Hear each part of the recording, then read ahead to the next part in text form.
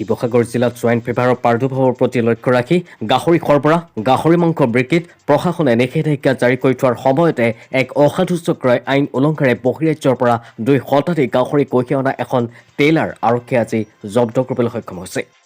সদৌ অসম গাহৰি সন্থাৰ সহযোগত আৰক্ষীয়ে জব্দ কৰা গাহৰি ভৰ্তি ট্ৰাকখনৰ নম্বৰ হৈছে HR 6832398।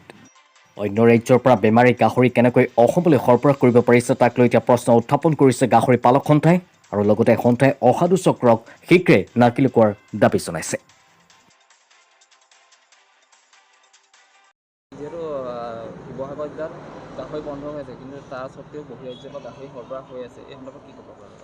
হয়, যিহেতু শিৱসাগৰত ইতিমধ্যে ASF ধৰা পৰিছে আৰু ইয়াৰ বাবে জিলা প্ৰশাসনৰ ফালৰ পৰা মানে আপোনাৰ বন্ধৰ নিৰ্দেশনা দিয়া আছে যে মাংসও বিক্ৰী কৰিব নোৱাৰে, গাহৰি যাতায়াতৰ ক্ষেত্ৰতো তেওঁলোকে বাধা প্ৰদান কৰিছে। কিন্তু তেনেস্থলতো আপোনাৰ বহিৰাজ্যৰ পৰা যিসকল ব্যৱসায়ী গাহৰি ব্যৱসায় কৰে তেখেতসকলে অবৈধভাৱে আজি শিৱসাগৰত পুনৰ এনেকুৱা গাহৰি গাড়ী তেওঁলোকে প্ৰৱেশ কৰাইছে। অকল এইবাৰেই নহয়, বিগত সময়তো চৰকাৰৰ ফালৰ পৰা যেতিয়াই নিৰ্দেশনা থাকে যে গাহৰি যাতায়াতৰ ক্ষেত্ৰত বাধা আৰোপ কৰে, কিন্তু তেখেতসকলে সকলোকে বুঢ়া আঙুলি দেখাই নিজৰ মন মৰ্জি মতে এনেদৰে গাড়ীসমূহ প্ৰৱেশ কৰায়। গতিকে ইয়াত নিশ্চয় কিবা এটা থাকিব লাগিব, কাৰোবাৰ স্বাৰ্থ জড়িত থাকিব, নহ'লেতো ইমান ডাঙৰ গাড়ী এখন বক্সিহাটৰ পৰা ইয়ালৈকে আহি পাব পাৰে নেকি? যিহেতু যিসমূহ নথি পত্ৰ তেখেতসকলৰ লগত থাকিব লাগে, SOPৰ যিসমূহ নীতি নিৰ্দেশনা আছে পূৰ্বৰ, গতিকে সেইসমূহ তেখেতসকলৰ ওচৰত নাই বুলি আমি ইতিমধ্যে গম পাইছোঁ। গতিকে এইখিনি কথাৰ পৰা এটা কথা বুজিব পাৰি, এইখিনি ধনৰ লেনদেনৰ জৰিয়তে কোনো বিষয়াই হয়তো ইয়াত গাহৰিসমূহ আহিবলৈ সুবিধা কৰি দিছে। গতিকে আমি আপোনালোকৰ মাধ্যমৰ পুনৰবাৰ অসম চৰকাৰক জনাব বিচাৰোঁ যাতে এনেদৰে অবৈধভাৱে গাহৰিসমূহ যাতে অসমত প্ৰৱেশ কৰাব নোৱাৰে আৰু ইয়াৰ জৰিয়তে যাতে বেমাৰসমূহ বিয়পি যাব নোৱাৰে। যিহেতু বাৰে বাৰে শিৱসাগৰত আমি ASFত আক্ৰান্ত হৈ থাকিবলগীয়া হৈছে, আমাৰ পালকসকল যথেষ্ট দুৰ্ভিক্ষৰ সন্মুখীন হ'বলগীয়া হৈছে।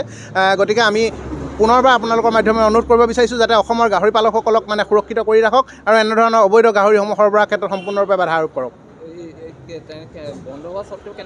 তাকেতো বন্ধ হোৱা স্বত্বেও কেনেকৈ আনিব পাৰিছে, এই বিষয়ে আমি তেখেতসকলকো প্ৰশ্ন উত্থাপন কৰিছোঁ। ইতিমধ্যে আমি পুলিচক জনাইছোঁ, পুলিচ প্ৰশাসনক, আৰু আমি জিলা প্ৰশাসনকো জনাইছোঁ, ভেটেনেৰী ডিপাৰ্টমেণ্টকো জনাইছোঁ। তেখেতসকলে যিখিনি যাৱতীয় ব্যৱস্থা আছে সেইখিনি ল'বলৈ আমি তেখেতসকলক অনুৰোধ কৰিছোঁ যাতে কোনো কাৰণতে যাতে গাহৰিখিনি বজাৰলৈ যাতে ওলাই যাব নোৱাৰে। আৰু যিহেতু আমাৰ ইয়াত ASFও চলি আছে শিৱসাগৰত, আৰু এইখিনি নাগালেণ্ডলৈ বুলি আনিছে যদিও আমাৰ কি হয়, আমি পূৰ্বতে আপোনালোকেও বহুবাৰ বাতৰি সম্প্ৰচাৰ কৰিছে, তেওঁলোকে নাগালেণ্ডলৈ নিয়ে, কিন্তু পিনৰ ক্ষুদ্ৰ ক্ষুদ্ৰ সৰু সৰু গাড়ীৰে শিৱসাগৰ তথা উজনি অসমৰ বিভিন্ন প্ৰান্তলৈ তেওঁলোকে গাহৰিসমূহ বিক্ৰী কৰি দিয়ে চোৰাংকৈ। গতিকে তাৰ ফলত ৰোগীয়া গাহৰিসমূহ যেতিয়া বজাৰলৈ গুচি আহে ৰোগটো বেছিকৈ বিয়পি পৰে। গতিকে আমি বাৰম্বাৰ অনুৰোধ জনাইছোঁ যাতে এনেধৰণৰ গাহৰিসমূহ কোনো কাৰণতে যাতে বজাৰলৈ ওলাই যাব নোৱাৰে। বিজ্ঞানসন্মত যিখিনি ব্যৱস্থা আছে কোৱাৰেণ্টাইন কৰা, অন্ততঃ যাতে 21 দিন অন্ততঃ গাহৰিখিনি যাতে কোৱাৰেণ্টাইন কৰে তাৰ বাবে আমি অনুৰোধ জনাইছোঁ। ইয়াতে যিহেতু আমাৰ ইয়াৰে আমগুৰিৰ দুজনমান ব্যৱসায়ী জড়িত হৈ নাগালেণ্ডলৈকে গাহৰি ছাপ্লাই দিয়ে বুলি আমি অৱগত।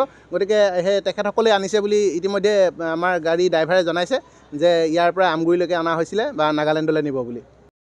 হয়, এই এনেধৰণে গাহৰি ট্ৰাকবিলাক বা ট্ৰেইলাৰবিলাক যেনেকৈ আহি আছে, এই গাহৰিবিলাকৰ কাৰণে আমাৰ থলুৱা যিসকল গাহৰি পালক আছে, এই গাহৰি পালকসকলে এটা বেয়া দিন দেখিব লগা হৈছে। এখেতলোকৰ এই ধৰণৰ ব্যৱসায়, এনেকুৱা ধৰণৰ বেমাৰী গাহৰিবিলাক আহি কিনি আমাৰ ইয়াতে যেতিয়া বিক্ৰী কৰে, একো ধৰি লওক গেটত বা ক'তো কোনো চেক কৰা ব্যৱস্থা নাই, কোৱাৰেণ্টাইন কৰা ব্যৱস্থা নাই। অসম বা ভাৰতবৰ্ষৰ বিভিন্ন ৰাজ্যত ইতিমধ্যে আফ্ৰিকান সোৱাইন ফিভাৰ নামৰ যিটো মাৰাত্মক গাহৰিৰ বেমাৰ, এই বেমাৰটো গোটেই ভাৰতবৰ্ষত বিয়পি আছে।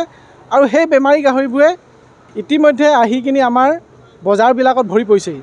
আৰু ফলস্বৰূপে আজি শিৱসাগৰত দুটা জেগাত আপোনাৰ আফ্ৰিকান সোৱাইন ফিভাৰ লেবৰেটৰীত ৰিজাল্ট ধৰা পৰিছে, পজিটিভ ওলাইছে। আৰু বিভিন্ন জিলাত, বিভিন্ন অঞ্চলত এই বেমাৰ হৈ আছে বুলি আমি গম পাওঁ, যিটো এতিয়া লেবৰেটৰীত পৰীক্ষা নিৰীক্ষা নকৰাৰ কাৰণে বা পৰীক্ষা কৰাৰ অভাৱৰ কাৰণে এই ৰিজাল্টবিলাক ওলোৱা নাই।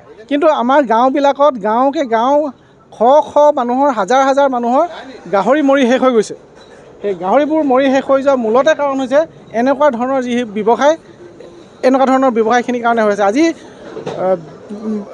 ডিষ্ট্ৰিক্ট এডমিনিষ্ট্ৰেশ্যনৰ ফালৰ পৰা যিহেতু বন্ধ এটা নটিফিকেশ্যন 19 তাৰিখৰ দিনাখনেই উলিয়াই দিয়া আছে, 19 তাৰিখৰ দিনাখনে নটিফিকেশ্যন দিয়া আছে যে গাহৰি শিৱসাগৰ জিলাৰ মাজেদি বা শিৱসাগৰ জিলাত পৰিবহণ সম্পূৰ্ণৰূপে বন্ধ।